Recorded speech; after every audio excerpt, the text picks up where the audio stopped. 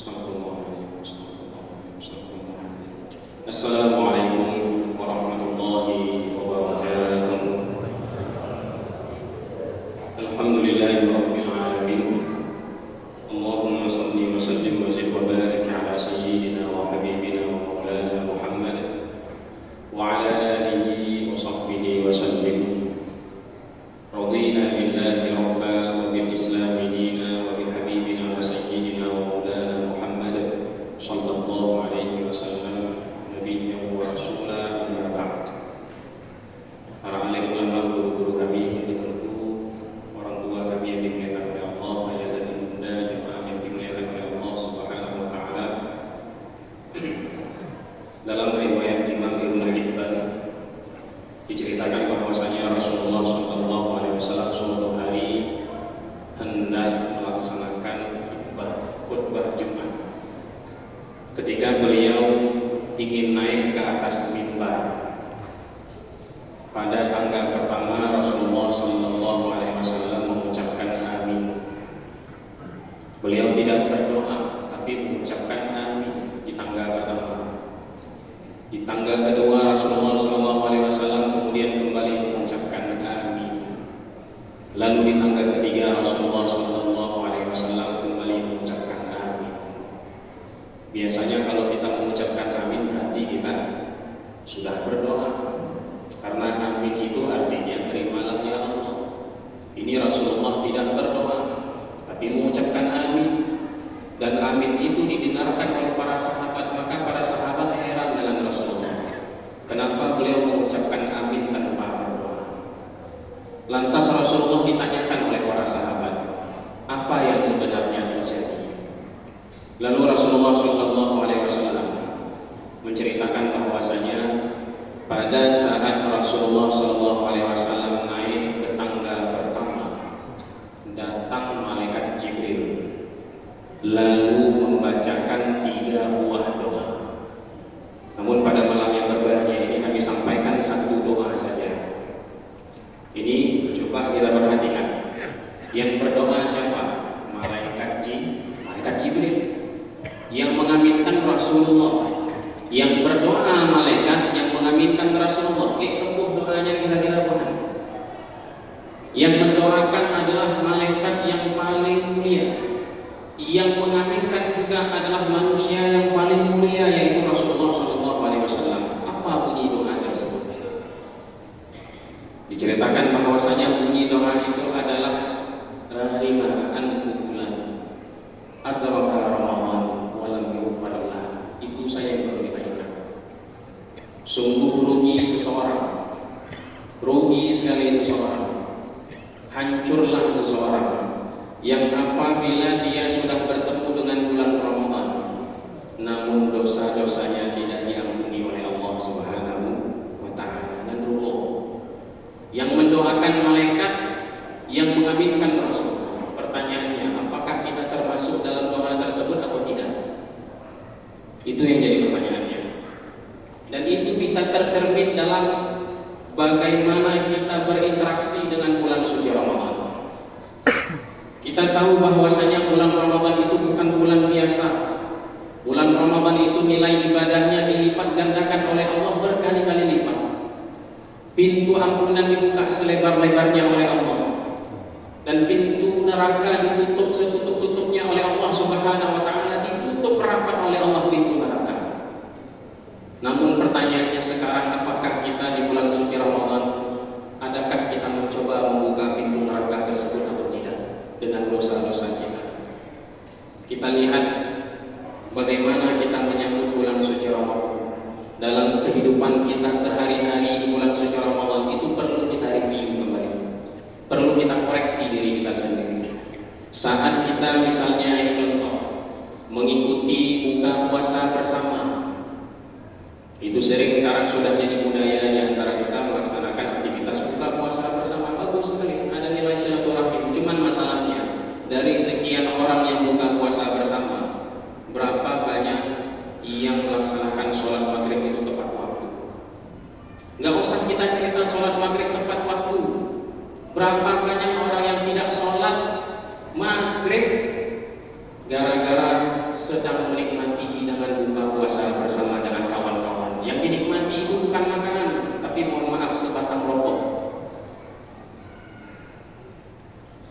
Kalau seandainya itu yang kita lakukan, maka kita berhak mendapatkan doa malaikat Jibril tersebut. Kita menjadi orang yang beruntung. Kita tahu bahwasanya bulan puasa itu, malam-malam Ramadan itu bukan malam seperti malam yang lain. Apalagi sekarang ini merupakan malam-malam ganjil, malam-malam Lailatul Qadar. Akhir Ramadan itu terdapat satu malam yang sangat mulia. Lalu kita lihat nanti setelah kita keluar dari masjid, kemana kita pergi. Di sini ada program Qiyamul Lail jam 3 subuh. Di mana kita nanti jam 3 subuh. Keluar dari masjid, kemana kita pergi. Yang nampak di mata kita meramaikan berqiyamul lail di kafe-kafe. Kita qiyamul lail bukan di masjid selesai salat tarawih, tapi qiyamul lail di kafe-kafe, menghabiskan waktu bersenda gurau dengan saudara-saudara kita dan melupakan fadilah malam Ramadan. Pertanyaannya, apakah kita pantas mendapatkan ampunan Allah kalau seperti itu kita menyambut bulan suci Ramadan? Dan itu harus menjadi bahan koreksi kita untuk diri kita sendiri. Kata Rasulullah SAW, al-kaisu man dana nafsah wa amila lima ba'dal maut. Urang cara bekerja Rasulullah. Urang caranya adalah orang yang mampu mengkoreksi dirinya sendiri dan mempersiapkan bekal untuk kehidupan setelah mati. Maka jemaah yang dimuliakan oleh Allah, cerita tentang bekal kehidupan setelah mati, Allah sekarang sedang menempatkan kita pada malam-malam yang paling mulia di alam semesta, yaitu 10 akhir Ramadan. Di antara 10 malam tersebut ada satu malam yang nilai ibadahnya itu lebih besar daripada 80 tahun. Sehari semalam kita beribadah di malam tersebut, nilai ibadahnya itu sama seperti kita beribadah selama 1000 bulan, yaitu malam Lailatul Qadar. Kata Rasulullah SAW menyarankan kepada kita, carilah malam Lailatul Qadar itu pada malam-malam ganjil. Kebetulan malam ini adalah malam ganjil dan kita sudah melewati malam 21. Tahukah kita bahwasanya Imam Syafi'i berpendapat, menurut Imam Syafi'i malam Lailatul Qadar itu terjadi pada malam 21, dan kita baru saja lewat kemarin malam 21 dan bertepatan pula dengan malam Jumat. Pertanyaannya, di manakah kita kemarin malam 21? Kemana kita pergi? Apakah kita bersenda gurau di kafe-kafe atau kita memenuhi masjid untuk melaksanakan qiyamul lail? Jangan sampai kita menjadi orang yang merugi. Kalau kita sudah lewat malam 21 enggak masalah, kita cari Lailatul Qadar di malam-malam yang lain. Semoga kita masih diberikan kesempatan oleh Allah untuk bertemu dengan Lailatul Qadar di malam-malam yang lain. Sengaja Allah sembunyikan Lailatul Qadar itu. Sengaja Allah sembunyikan. Kenapa? Supaya kita mengisi 10 malam akhir tersebut dengan betul-betul beribadah kepada Allah Subhanahu wa taala. Seandainya Allah mengatakan malam Lailatul Qadar itu adalah malam puasa ditentukan oleh Allah, maka selesai malam tersebut tidak ada lagi orang ke masjid. Karena merasa saya sudah beribadah selama 80 tahun. Karena itu disembunyikan oleh Allah Subhanahu wa taala.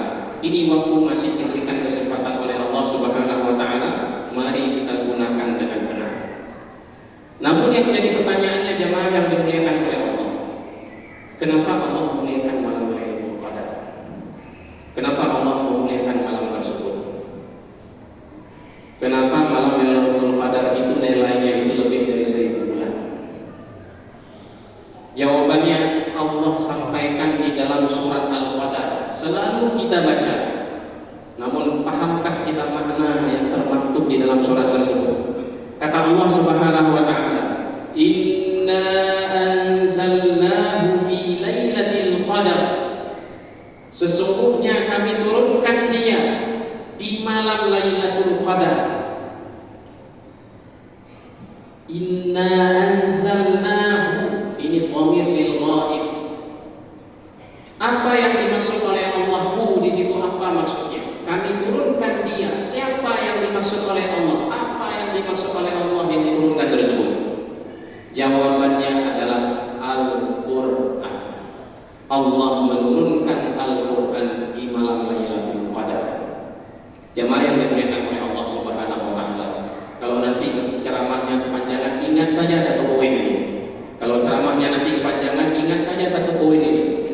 bahwasanya segala sesuatu, ini mohon diingat baik-baik, segala sesuatu yang berhubungan dengan Al-Quran pasti mulia. Segala sesuatu yang disentuh oleh Al-Quran, yang berhubungan dengan Al-Quran, tidak akan pernah hina dan akan selalu mulia dari Allah Subhanahu wa Ta'ala. Kita rincikan satu persatu, kita buktikan satu persatu. Malam Lailatul Qadar adalah malam diturunkan Al-Quran. Diturunkan dari mana? Diturunkan dari Lauh Al-Mahfuz, tempat Allah menulis seluruh catatan-catatan takdir seluruh umat manusia dan seluruh alam semesta. Di Lauh Al-Mahfuz Allah turunkan Al-Quran ke langit dunia, dan itu terjadi di malam Lailatul Qadar. Dari langit dunia Al-Quran diturunkan kepada Rasulullah berangsur-angsur selama 23 tahun. Dan ayat pertama yang turun adalah surat Al-Alaq, Iqra bismi rabbikal ladzi khalaq. Menurut pendapat Ibnu Katsir, ayat tersebut turun di malam 17 Ramadan. Karena itu kita memperingati 17 Ramadan sebagai malam nuzulul Quran, itu bukan bid'ah. Maka jamaah yang dimuliakan oleh Allah, Al-Quran diturunkan dua tahap. Tahap pertama dari Lauh Al-Mahfuz ke langit dunia pada malam Lailatul Qadar. Dan malam Lailatul Qadar menjadi malam yang paling mulia di alam semesta. Tidak ada malam yang lebih mulia daripada malam Lailatul Qadar. Kenapa? Karena pada malam tersebut Allah turunkan Al-Quran. Sudah, segala sesuatu yang berhubungan dengan Al-Quran pasti mulia. Contoh malam Lailatul Qadar. Kemudian siapa yang membawa Al-Quran itu? Siapa yang menyampaikan Al-Quran itu? Yang menyampaikan Al-Quran adalah malaikat Jibril. Yang bertugas membawa Al-Quran adalah malaikat Jibril. Dan tahukah kita apa malaikat yang paling mulia di alam semesta? Malaikat yang paling mulia adalah malaikat Jibril alaihissalam. Kepada siapa Al-Quran itu diturunkan? Kepada baginda Rasulullah SAW. Dan tahukah kita bahwasanya makhluk, bukan manusia, tapi makhluk yang paling mulia di alam semesta adalah baginda Rasulullah SAW. Malam Lailatul Qadar dimuliakan dengan Al-Quran. Malaikat Jibril dimuliakan dengan Al-Quran. Rasulullah SAW dimuliakan dengan Al-Quran. Sudah cukup? Belum. Al-Quran diturunkan di mana? Di Mekah dan Madinah serta wilayah sekitarnya. Dan Mekah serta Madinah tersebut menjadi wilayah dua kota yang paling mulia di alam semesta.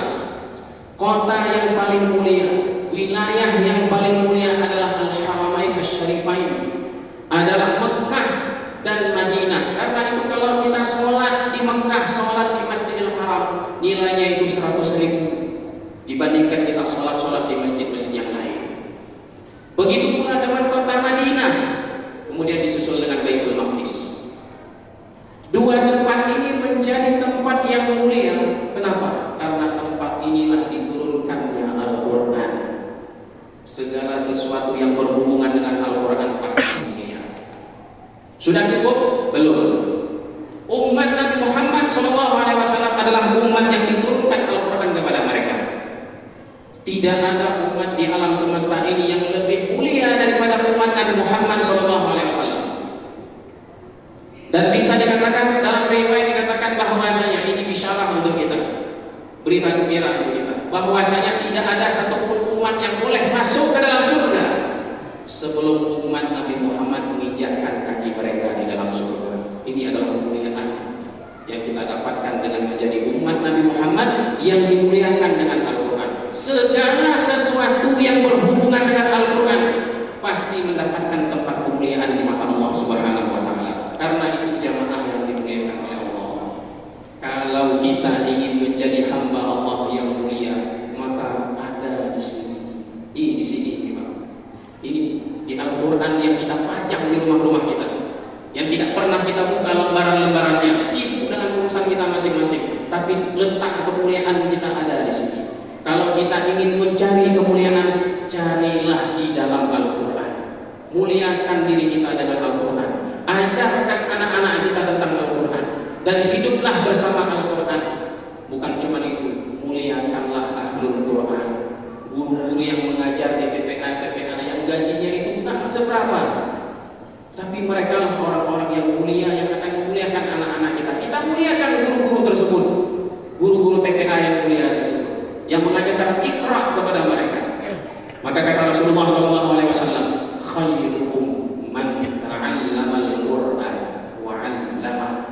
Sebaik-baik kalian, kata Rasulullah SAW, manusia yang terbaik di antara umat Nabi Muhammad adalah mereka yang punya hubungan dengan Al-Quran, yang mengajarkan Al-Quran ataupun yang mempelajari Al-Quran. Maka dengan demikian, dengan berkah bulan suci Ramadan, bulan diturunkannya Al-Quran, semoga Allah Subhanahu wa Ta'ala memuliakan kita pula dengan Al-Quran, dengan cara kita membacanya, kita belajar dan hidup bersama Al-Quran. Amin amin ya rabbal alamin.